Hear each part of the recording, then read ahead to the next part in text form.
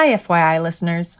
Before we jump into this episode of the For Your Innovation podcast, we wanted to invite you to join our Q&A video conference, Biz 2020, on Wednesday, June 24th at 1 p.m.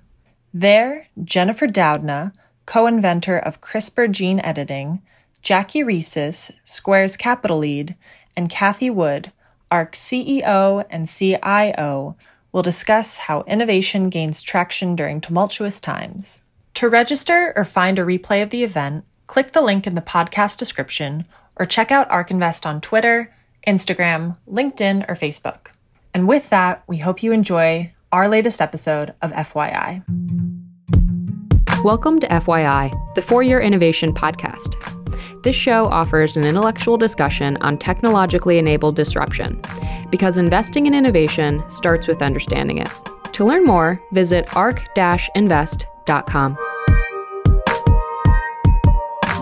ARC Invest is a registered investment advisor focused on investing in disruptive innovation. This podcast is for informational purposes only and should not be relied upon as a basis for investment decisions. It does not constitute, either explicitly or implicitly, any provision of services or products by ARC. All statements made regarding companies or securities are strictly beliefs and points of view held by ARC or podcast guests and are not endorsements or recommendations by ARC to buy, sell, or hold any security. Clients of ARC Investment Management may maintain positions in the securities discussed in this podcast.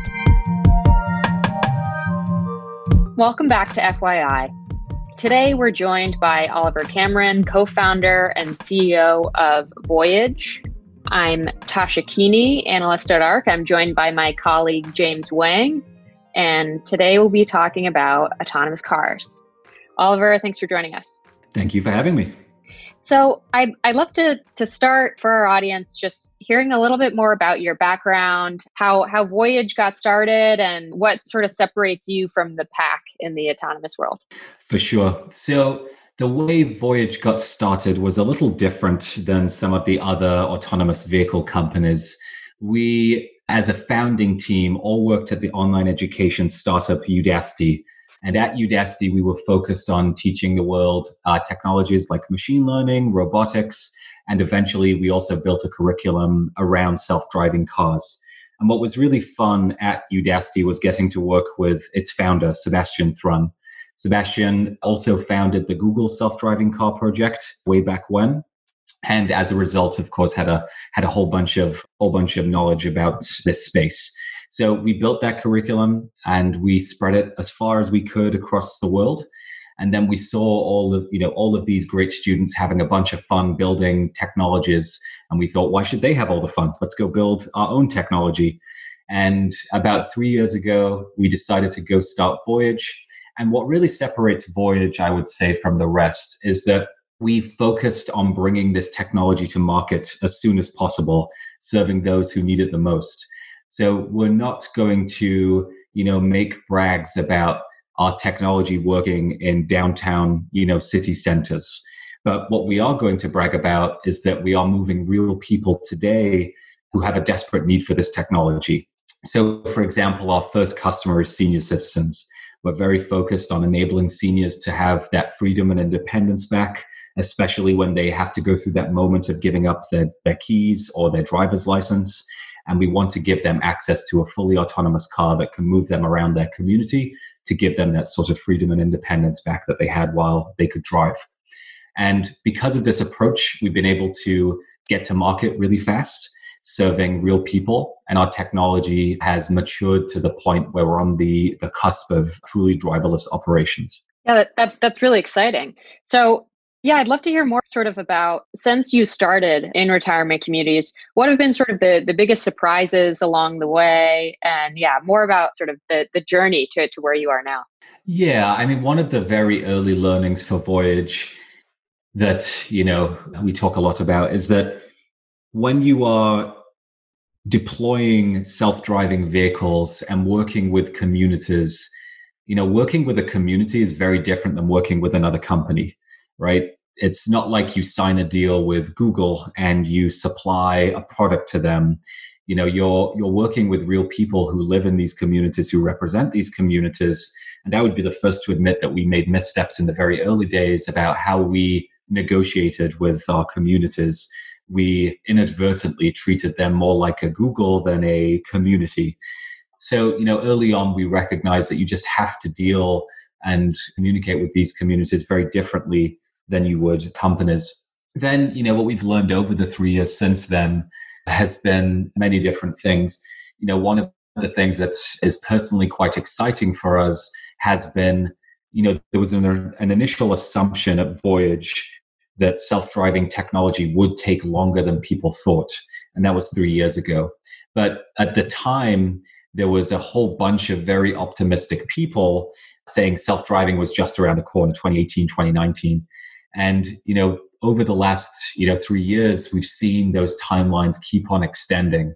And it's been quite, exciting, at least for Voyage specifically, to have that initial thesis validated that this will take longer and that this technology has to start in calmer places like retirement communities. We've also learned from seniors directly. We've learned about their habits, we've learned about their behaviors, and another sort of validation piece is that seniors aspire to be power users of self-driving cars. Seniors are, in fact, moving all the time. And in fact, there are numerous communities across the country with hundreds of thousands of seniors living with them, with hundreds of things to do within these communities. And they're looking to move every day and looking to move around their community in a fully driverless vehicle. Yeah. So could I ask more about, you said that you're sort of on this cusp of going to fully driverless, which is amazing. And I think, certainly for sort of the doubters of autonomy, we seem sort of as the market as a whole sort of seems to be on the edge of, proving that this is really possible. What gives you the confidence to then make that step and take the safety driver out? So one of the things that doesn't really get talked too much about, I would say, is this transition from a R&D project or a science project to commercial grade technology. And this is a really difficult transition to navigate. It basically involves taking your, fancy perception technology or fancy planning and prediction technology and making it not just work in the 99% of cases, but the 99.9% of cases.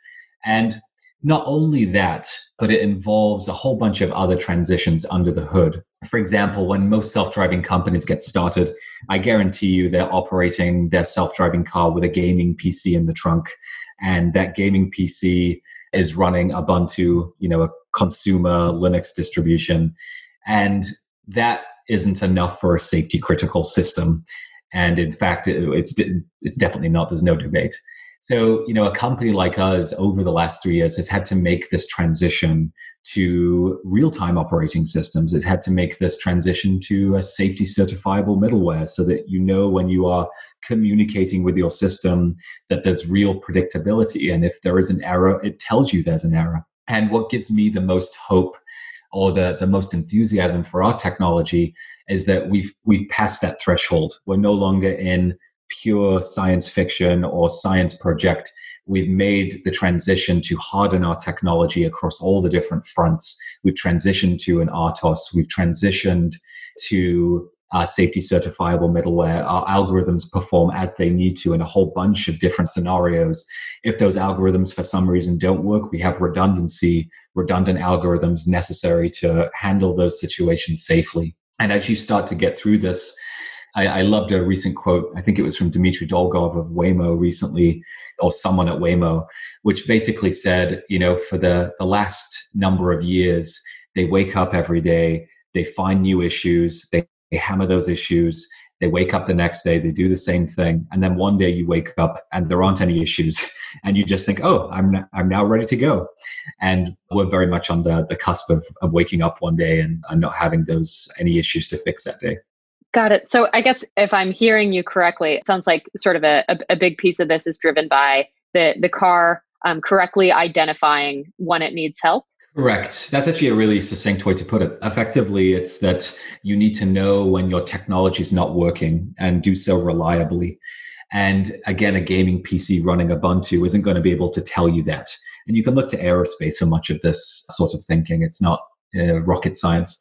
Or maybe it is with aerospace, I don't know. But effectively, we basically need to know when we fail and then be able to gracefully handle that situation. And that's, again, a big achievement that we've had at Voyage to build those sorts of redundancies, those sorts of diagnostics, the reliability that we need from this product, and deliver that in a full package. Oliver, can you talk a bit about kind of where you guys are at right now? It sounds like you're in retirement homes. How large are those spaces? What's the complexity like in driving in such an environment? Where are you with commercialization? Like, are you monetizing already and things like that? Great question. So Voyage, to zoom out a little bit, the way we think about our go-to-market is quite similar to how Amazon thought about it as well. Not to make a comparison with Amazon, but let's go with it. So, Amazon, when it began, was a bookstore online, right? And that bookstore set the stage for them to become the e-commerce giant that they are today. And to build a bookstore online at that time, you needed to take credit cards, you needed a warehouse, you needed fulfillment, you needed deliverers. And they built all of that technology to serve that kind of niche, right, in book selling online. And they, of course, with the momentum they gained from monopolizing books online, took that to all these other categories and eventually to pretty much everything being sold on Amazon today. And we see self-driving cars similarly, where you have to start with a defined customer and a defined environment, and then you'll dominate that market, hopefully, and then take that momentum and apply it to the rest of the roadway. And our first version of Amazon Books is retirement communities. And I would be the first to also admit that we underestimated the size of this market when in the early days, Sebastian Thrun came to me and said, have you ever visited a retirement community? In my head were these tiny little communities with maybe hundreds of people max in them. Well, it turns out that there's communities across the country, retirement communities with hundreds of thousands of people. And we have agreements with some of those communities. For example, The Villages in Florida has 125,000 senior citizens living on 60 square miles of land. And that's a community in Central Florida that we have a partnership with. And effectively, the way we see our evolution over time is that firstly, let's serve a customer who really needs this. We see that adoption rate going up, and we see that there is a path for us to dominate that market. And then effectively, let's expand our capabilities just that little bit. Let's take this technology to the small towns across the country, public road, serving real people, no matter if they're a senior or not a senior. Then let's continue that expansion, continue the technical capabilities expanding, take this technology to the small cities across the country. Eventually, one day, you won't have those limitations and you can go anywhere that you need to serve. Where we are today with this process is that we're very focused on commercialization. Before the coronavirus hit, we actually generated our first dollar of revenue in one of our retirement communities in California. This was a few short weeks before the coronavirus hit. And because of operating out of extreme caution, we decided to pause those operations, especially so because we're interacting with senior citizens. And that's the current mode we're in. But we are ready for revenue generating operations and hope to expand that soon as the coronavirus situation, I won't say cools down, but comes to a conclusion or a solution, let's say better. Congrats. Well, sure. Yeah. Congrats on that. Could I ask you, so during this time of COVID-19, do you see, I know in the drone space and sort of like the autonomous robot space, we're seeing some applications actually get this pull forward of adoption. And I understand, your core business is working with people. There are obvious reasons why you might put a pause, but do you see sort of any opportunity that's coming out of this time, whether it's on the technology side or maybe even sort of internally, something that you now have the chance to work on? A little bit. I mean, we're a very transparent company, and I don't believe that any company is faring just as well as they were before, even if they have, opportunities in this time period. It's a challenging period for every company. And of course, not just companies, mostly, of course, people are the most impacted by this. The way, we think is that there's a spectrum of companies that benefit and are impacted by this, right? You've got your, Zooms on one end, who are, of course, very much benefited by this time period.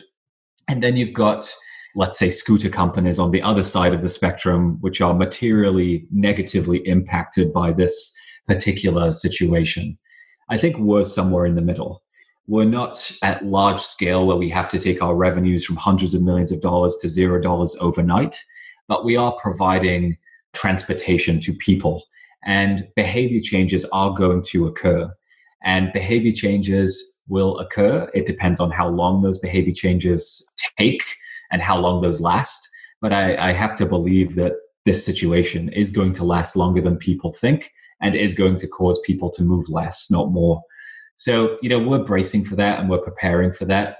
On the flip side, if I think a little more optimistically, our focus, like we've talked about, is on senior citizens. And seniors in this particular situation are disproportionately impacted, right? Both from a health perspective, but also social issues. And we want to make sure that the seniors who want to move or who need to move, whether it's doctor's appointments, whether it's getting out of their homes and doing what they need to for exercise, we want to make sure that our service can provide those sorts of functions. And, today, a lot of seniors that have significant disabilities are reliant on services like Uber, like Lyft, or they're reliant on paratransit, or they're reliant on friends or neighbors. And in a, post-COVID-19 world, perhaps those functions will be impaired, where seniors won't be getting in cars with other humans for some time. So a self-driving car in that world provides value. But again, it's a spectrum, and we need to be able to make sure that we can seize those opportunities, but that we're also cautious about, the impact this does have on our business. Oliver, could you let us know what kind of vehicles you've decided to use for your deployment fleet? What restrictions, if any, there are, such as speed and traffic situations? Yeah, so there's actually this almost erroneous connotation of Voyage, which is that we have these very, very, very low speed shuttles that stick to a line and just follow the line on a road and do that on a fixed route, perhaps. Now, what we've built is a fully driverless car that at speeds of 25 and below can operate fully autonomously. It can navigate double park vehicles. It can handle unprotected left turns. It can handle jaywalkers, turkeys in the road. You name it, our vehicle can handle it. That said, there is a limitation on the, let's say, chaos factor in that particular context. You go to a retirement community, it can get rather complex, but it's not San Francisco. So that's how we think about it. And the platform upon all this is predicated is a Chrysler Pacifica and a whole bunch and a whole variety of different sensors and compute. We do utilize LiDAR, we do utilize cameras, we do have high performance compute in our vehicle. And that vehicle is designed to take all the failure cases that we would observe in a community like we are operating, multiply it by 10, and then handle those cases gracefully. Can I ask, what made you decide to choose the Pacifica? Yeah, you may have seen a few self-driving car companies using Pacificas. So, kudos to our friends at FCA. They have built quite a vehicle, not just from a self-driving car perspective, but also from a vehicle perspective. I never thought I would ever want to buy a minivan, but after experiencing our fleet of Pacificas, it's tantalizing. But one of the other reasons we're a fan of the Pacifica is that the integration points for a self-driving vehicle are really quite convenient and really well thought out. And there's numerous other, let's say, safety critical features that FCA has thought of for self-driving applications that we just haven't seen from other providers in the market. These companies are building these vehicles, these sorts of vehicles that you could maybe call driverless ready, but FCA is definitely at the front of the line with that right now. So yes, we're big fans, and those sorts of safety critical integrations were a large reason we chose the Pacifica. Gotcha. And I know you're working on your third generation vehicle. Could I ask you, what does the process look like when you switch vehicle types and maybe your sensors are in slightly different places? How does that, again, sort of development work? Yeah, there's a few different ways in which transitioning can be I wouldn't call it a distraction, but there's just work to do, right? Firstly, we are sticking with the Pacifica for our third generation vehicle, and that's exciting. We are in the process of upgrading our sensors, and the theme of the third generation is cost effectiveness. So, our G1 was all about, let's get on the road fast. Let's get a vehicle together. We know it's going to have test drivers. Let's get that vehicle on the road fast. The second generation was all about, let's achieve driverless operations. Let's find the vehicle, the sensors, the compute to do that. But let's almost have zero discussions about cost. And then the third generation is, okay, now we know what we need. We need these sensors. We need this resolution, this range, this compute. Now let's drive down the cost of that vehicle. And that's really what's happening with our third generation vehicle. And we're likely to see about a 50% cost reduction with our third generation vehicle. We're also spending the time with this vehicle preparing to deploy in the hundreds, not the tens, which is what our second generation vehicle was primed for. And that necessitates talking to certain companies who are much more experienced in the manufacturing of certain pieces of that puzzle to set us up to do that. And we will have something to announce soon there, but it's a pretty exciting cost reduction, let's say. How about on the compute side? Has that changed a lot from generation to generation? And if you're willing to disclose, what sort of hardware are you currently using inside the vehicles? Yeah, we're very transparent on this. So, our first generation was that gaming PC, and this was back in 2017. A very nice gaming PC, may I add. But our second generation was, okay, gaming PC doesn't work for safety critical applications. We need embedded compute, and we need to have an attempt at making x86 compute closer to automotive grade.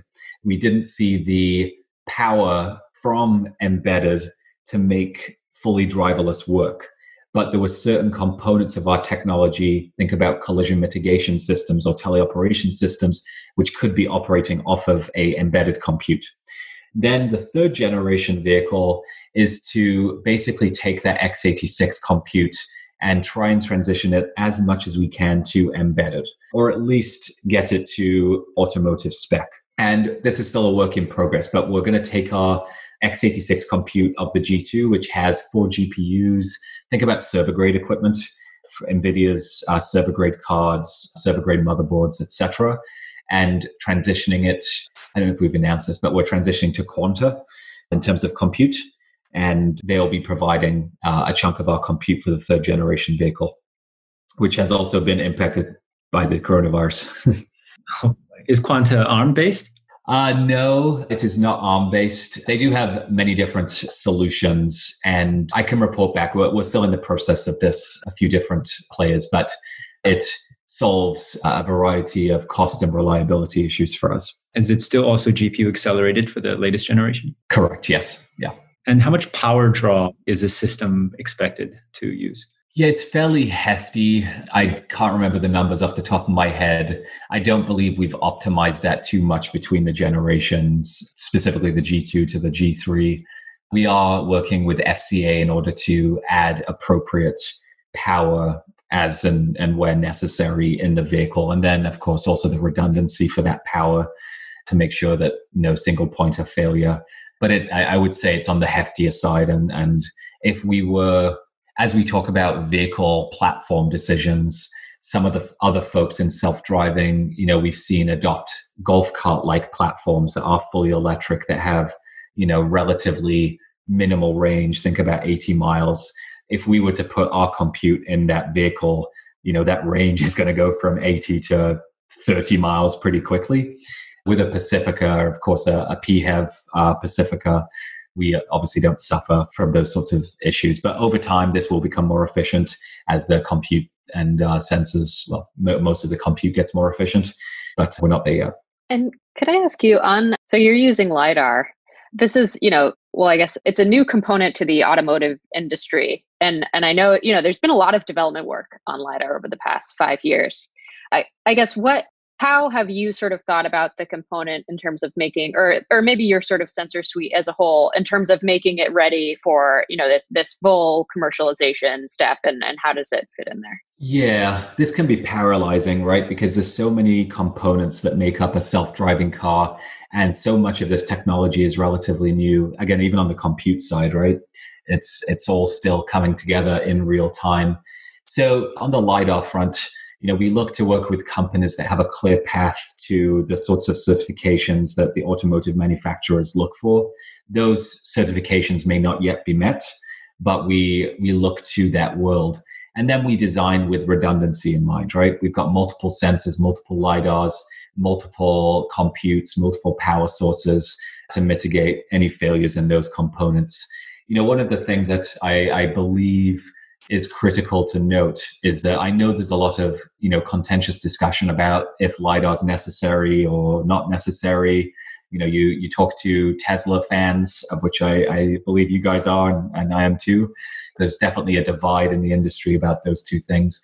The way I think of this is that sensors are, the type of sensor is not important.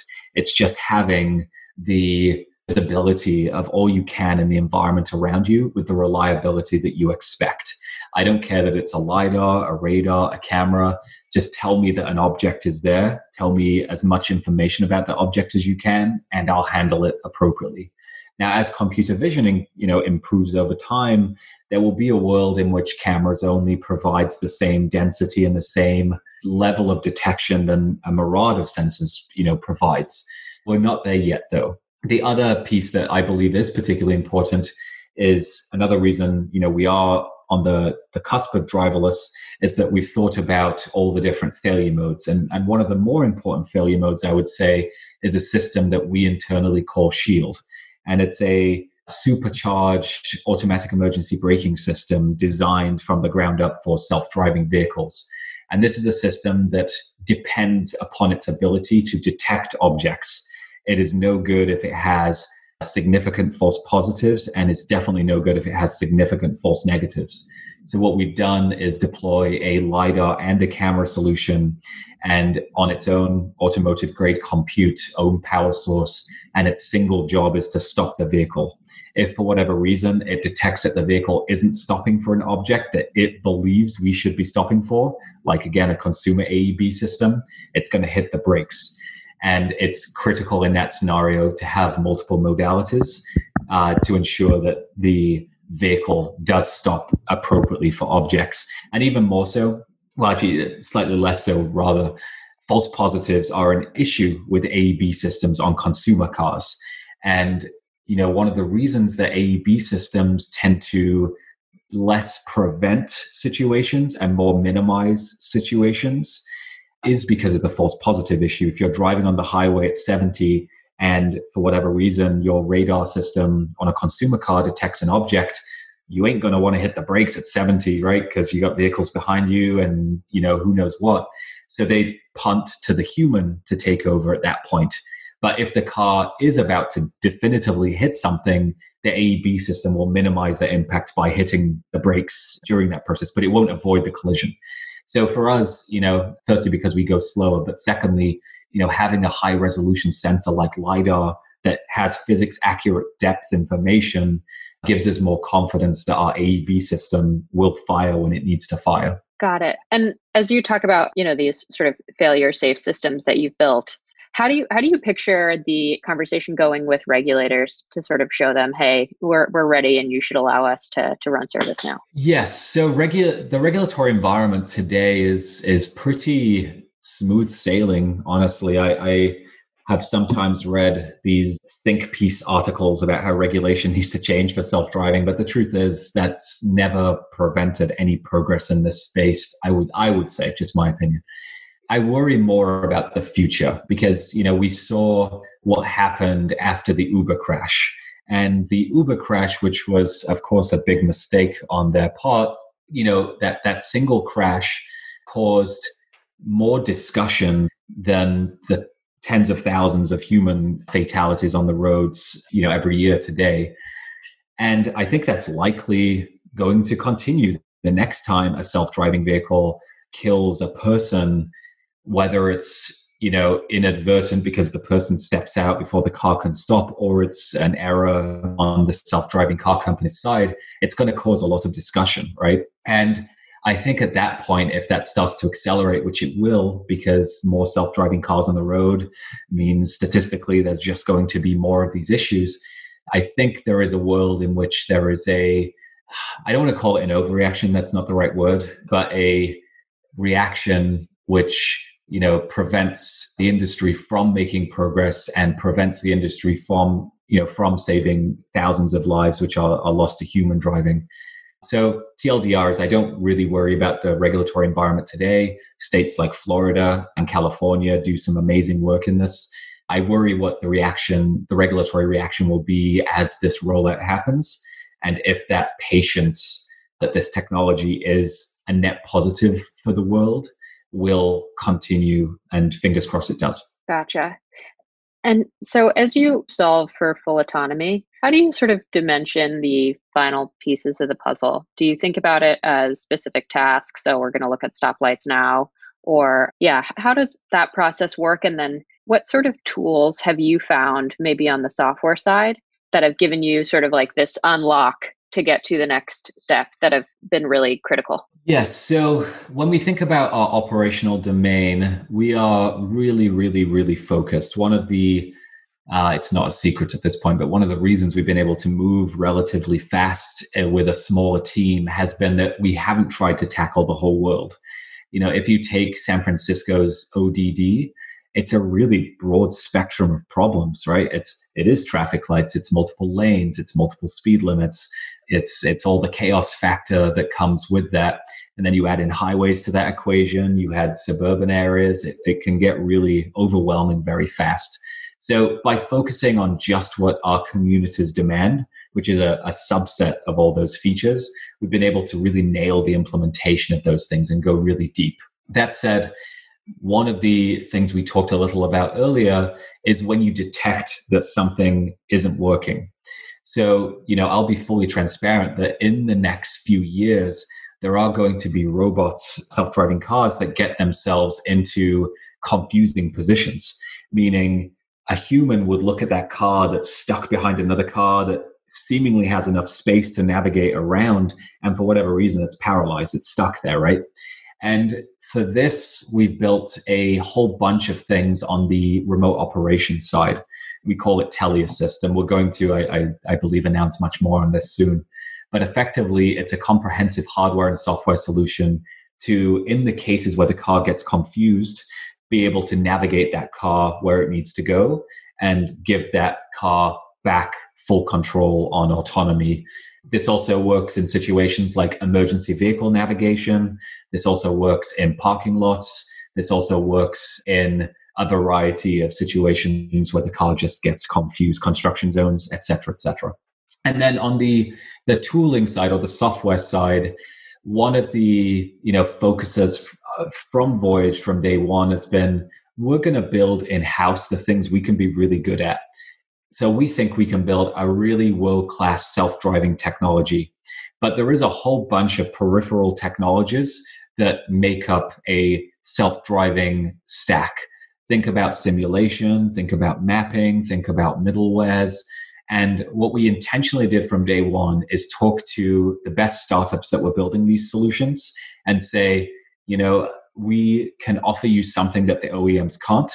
The OEMs are going to, ask for onerous terms. They're going to take a while to get started. They're going to be very slow in giving feedback. Okay, the money's good. That's great for you. But what you really need right now is fast feedback and fast integration. So we've partnered with some really spectacular companies like Applied Intuition, companies like Carmera, companies like Apex. And effectively, with these companies, we get to have ready-made solutions to these really tough problems that our engineers can integrate from day one, that they aren't the world's best experts in building, which then enables them to focus more on the things they are experts in. And can I ask on the TeleAssist, is that more like you send an instruction set to the car, or is it more like drive-by-wire, or what would that look like? Yes, so we'll announce more on this soon, but the short version is it's both, but in a very safety critical fashion. You cannot live drive a vehicle safely at 40 miles an hour. You cannot even live drive a vehicle, I would say, at 10 miles an hour. And we've done a number of things to make very low speed live driving incredibly safe. And we'll be announcing that soon, but it is a hardware and software combination to ensure that can be done as safely as the use case needs. On the AI side, Oliver, I would love to get your take on kind of where we are with trying to solve self-driving as an issue. There's a lot of people think it's we need better sensors. A lot of people think we need better algorithms. A lot of people think it's just a matter of data. If you collect enough data, we'll solve it. Standing from where you are and having run through the actual challenges, what are true narratives? What are kind of misleading narratives? Yeah. So a lot of this, of course, depends on your implementation. And I'll avoid the sort of camera-only discussion for a second, because I think that does call for a different set of challenges to solve. It is a more data-hungry sort of challenge and a more research-heavy challenge. But if we're thinking, Waymo-like self-driving car, my belief is that computer vision does not need to be pushed much further. Again, all this is domain specific, so I'm making broad generalizations here, but go with me a second. So I don't believe we need to make cutting edge breakthroughs in computer vision to make a self-driving car happen.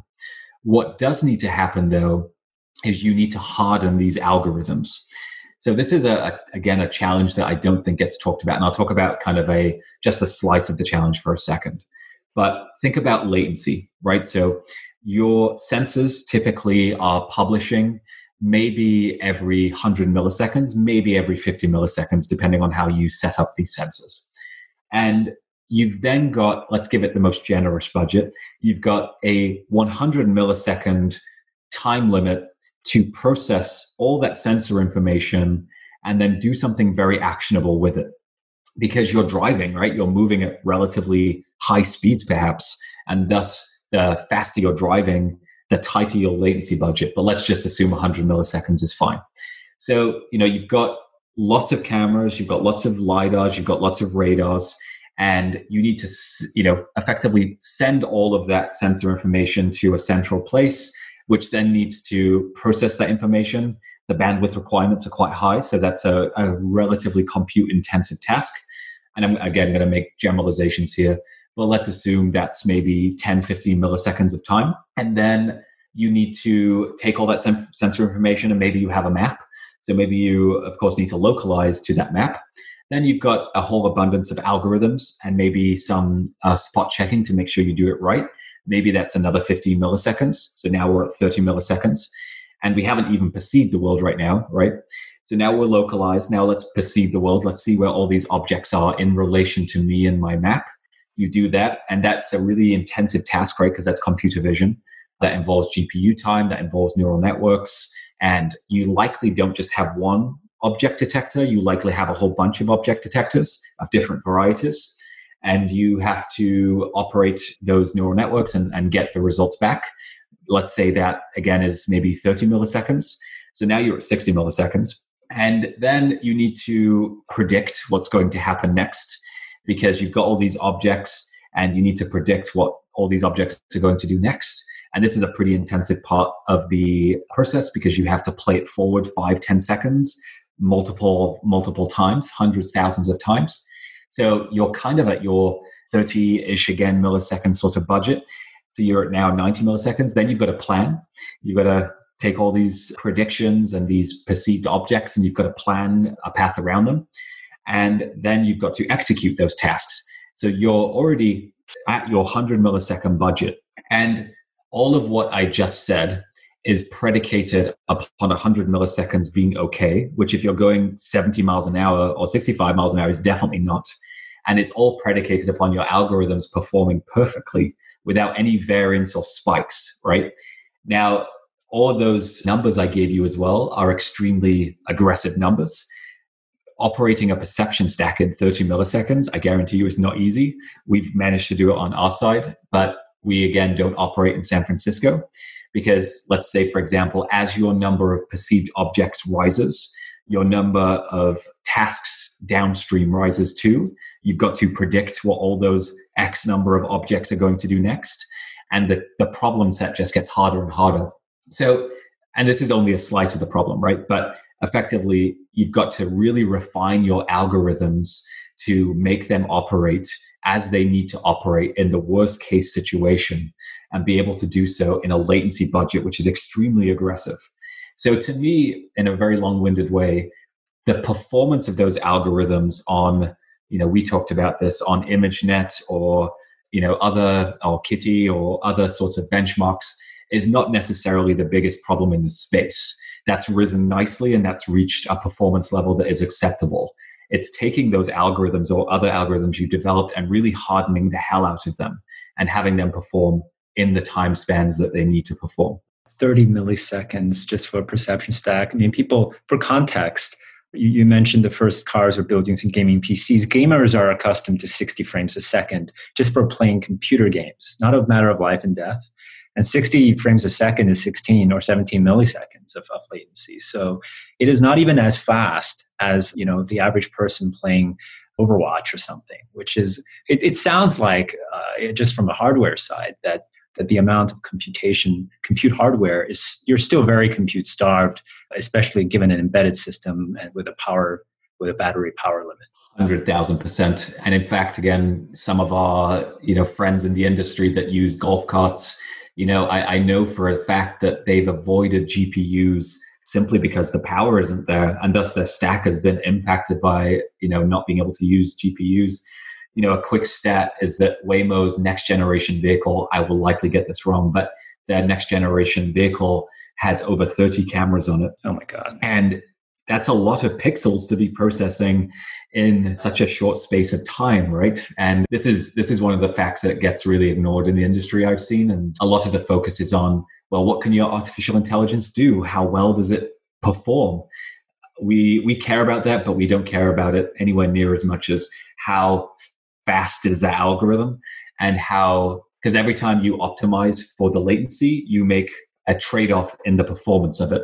You could have a really fast computer vision algorithm that performs in 10 milliseconds. It doesn't mean it's any good, right? So anyway, there's lots of discussion to be had around this, but that one slice is a particularly important piece of the puzzle, I would say. If you had to speculate, why do you think Waymo is still struggling to kind of scale out their deployments beyond Phoenix, or even just getting Phoenix in high performance order? They seem to have everything in theory you would need to succeed. They have the world's best ML engineers. They have the world's the longest track record already time spent on development.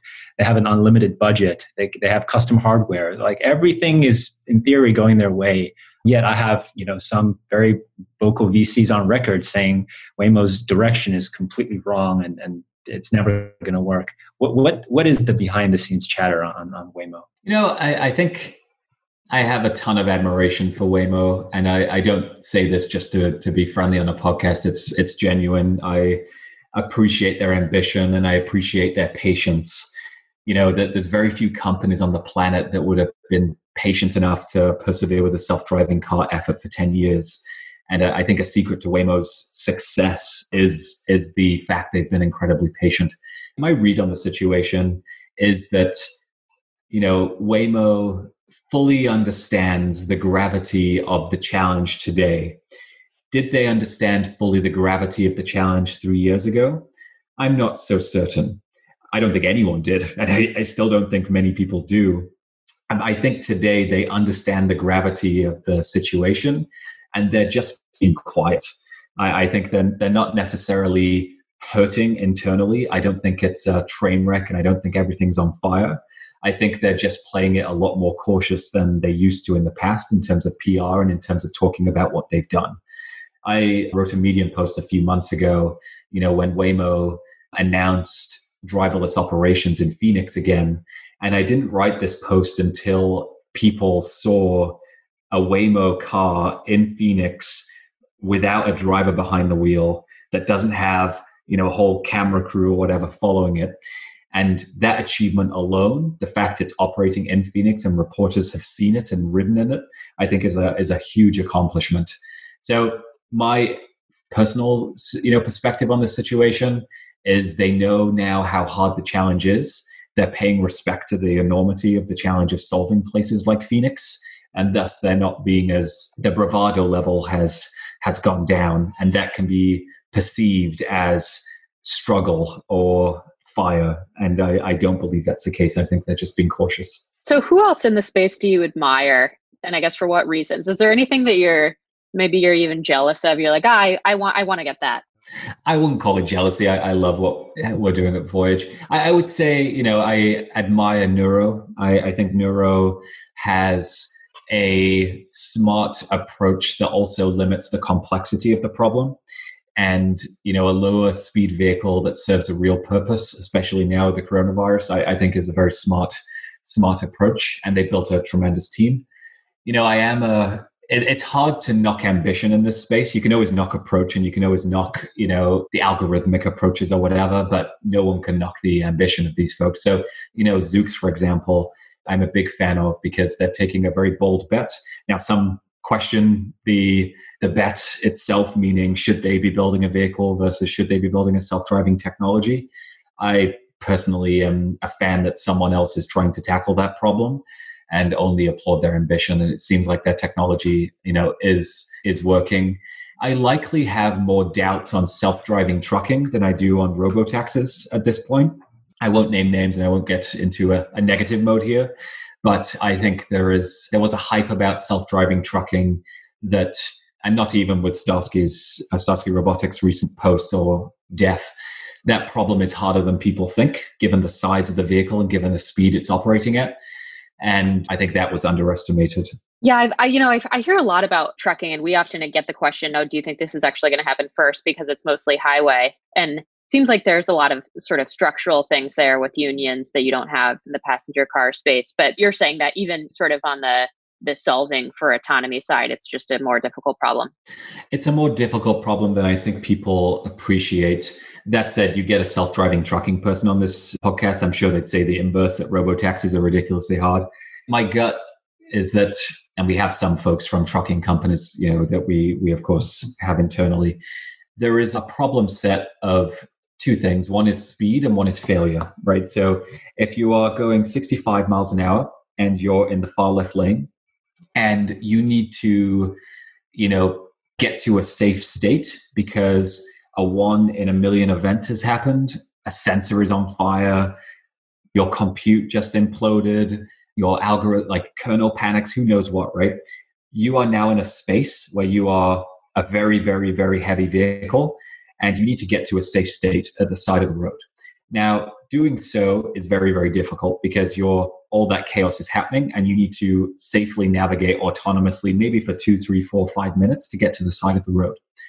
And that challenge of what happens when all hell breaks loose is what worries me the most about trucking. The challenge of solving a highway and sticking between lane lines, autopilot is great for that. And you add a LiDAR and you add some, higher resolution radars and take away the cost challenge, then sure, you can stick within those lane lines for thousands of miles. It's when all hell breaks loose, when you need to guarantee the safety of other road users, that I have some doubts about trucking and just high-speed driving in general. Yeah, so I guess as we sort of come up on the hour here, if I could ask you anything that you think that people are missing about the space, or sort of what you're most excited about in the next year or so. There's a lot of commentary out there about self-driving. So I think as a sum of all that commentary, I don't believe anything's been missed. I think it's easy to disagree with it and easy to agree with what you want to hear. But the truth is there's probably all the opinions are already out there. And I don't think I'd add too much to that. I would say, that the thing I'm most excited about is that in times where people are most pessimistic about a technology, which is the mode I think we're in right now with self-driving cars, it is the time when you can surprise and delight people the most, right? Because there is going to be a slower rollout of this technology than we had hoped, but it is within reach that real people will begin moving in their daily lives in a car that drives itself. And, for me, building this technology, there's no greater thrill than seeing a car drive itself with a person who's smiling in the back, who maybe didn't have the freedom and independence that they had without this technology. And that's on the doorstep. That's not far away. Again, we can all debate if that doorstep is a year away or 2, 3, 4 years away, but it's really, really, really close. And that is personally quite exciting and exhilarating. And even with all the depression, that can be felt in self-driving, that's what, keeps me energized every single day. And the team at Voyage as well, I believe. I'll ask one more compute question. On the training side, we've seen Tesla even spend money developing their own training computers. We've seen various companies invest a lot there. And there's also a lot of data labeling requirements that seem to be better understood and more reported now. Could you give us a sense of how large those kind of investments are? Is it more on just building out servers? Is it hiring a lot of people with labeling? If I'm doing a startup now to late to the party, self-driving startup, how much should I expect to spend on that kind of stuff? For us, it's a multi-million-dollar set of investments. And we're, on the smaller size, we've raised $52 million. So, that is a relatively large investment for us. And it spans different areas. It spans internal development of tooling. It spans data labeling. It spans compute to train these models on, and the sorts of iteration processes. It's a high dollar investment, but it is very much worth it. The last thing I'd make mention is that, as we talk about computer vision breakthroughs, the challenge again, I don't believe, is to get that breakthrough where it's 10x better. It's that you have this really cohesive pipeline that every single day your models are progressively getting better and better. You're not looking for 50% improvements day over day, but you're looking for incremental improvements, and you're looking to make that process entirely automated. And I would actually say Tesla is leading in that regard, at least from what I've seen, where they have automated labeling, they have automated pipelines of data flowing into their systems every day. It's not quite the volume that I think people think it is, where all hundreds of the data from every mile of driving in hundreds of thousands of vehicles is all going to one place, but it likely is significantly more than other companies. So, we have our own version of that, and we're excited to continue to iterate on that. Do you think Voyage will ever come to New York? Will James and I be able to take your cars to work one day? It depends on the time horizon. I think one day, sure. Now, will you guys be very old by then? I don't know. Maybe you'll need it more then, right? I'm already very old. So, yeah, I think we try and avoid predictions of these things. Our hope, again, is to tackle this like Amazon, and that one day, we'll be in a surprisingly large number of places and a surprisingly large company with relatively humble beginnings. New York will definitely see self-driving cars at some point. It will likely be one of the last, I would say, or, in the US at least. But yeah, maybe one day we'll figure it out. But if you're ever in California, come for a ride. We'd love to show you what we're building. I'd love to. Yeah, thanks. All right. Well, Oliver, thanks for joining us. Thanks everyone for tuning in. You can follow ARK Invest on Twitter. Oliver also has a great Twitter account, Oliver Cameron. And we're excited to keep following Voyage as you sort of go along this journey. And I'll look for that next generation vehicle. I'm excited to see that. Indeed. Me too. Thanks, folks. Appreciate the time. Thank you, Oliver. Thank you. Ciao. Thank you. Bye-bye. ARK believes that the information presented is accurate and was obtained from sources that ARK believes to be reliable. However, ARK does not guarantee the accuracy or completeness of any information, and such information may be subject to change without notice from ARK. Historical results are not indications of future results. Certain of the statements contained in this podcast may be statements of future expectations and other forward-looking statements that are based on ARK's current views and assumptions, and involve known and unknown risks and uncertainties that could cause actual results, performance, or events to differ materially from those expressed or implied in such statements.